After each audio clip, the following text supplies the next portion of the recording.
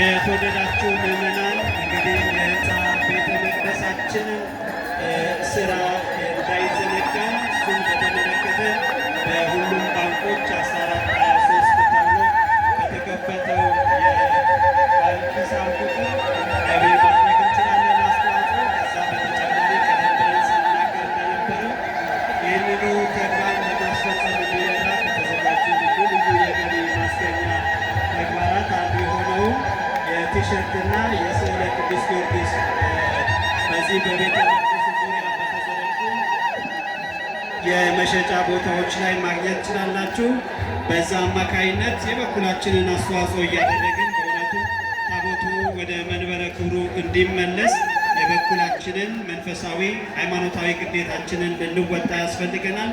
ትልቁ ስዕለ ቅዱስ ጊዮርጊስ 100 ብር ነው። አነስተኛው በጸሎት ውስጥ የሚገባው ደግሞ 50 ብር ነው። ስዕለት ያላችሁ ወደዚሁ ወደ አውደ ምሕረቱ እየመጣችሁ መናገር ትችላለን።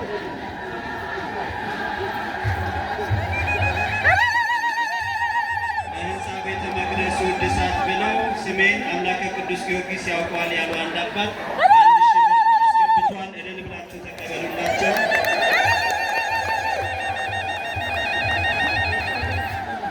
እሺ ልጄ ትምህርት ላይ የነበረበትን ፈተና አልፎ ደስ አሰኝቶኛል። እኔን ደስ ያሰኝ አምላከ ቅዱስ ጊዮርጊስ እናንተንም አሳልፎናችሁን ይሙላላችሁ ብለው አንዲት እናት 400 ብር አስገብተዋል። እልል ብላችሁ አመስግኑ።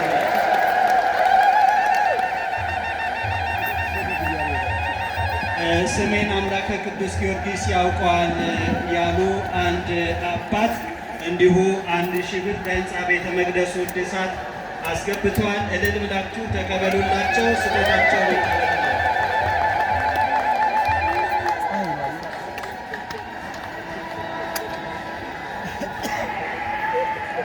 እሺ።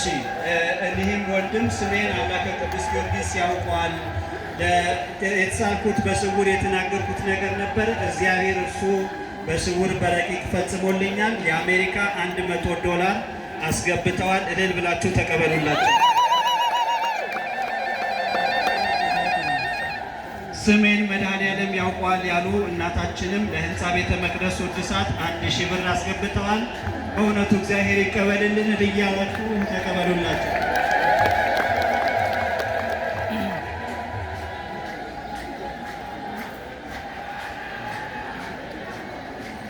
20 ሺህ ብር ሰው በአጭበርብሮ ወሰደብኝ። መጥቼ አልቅሼ ነገርኩት።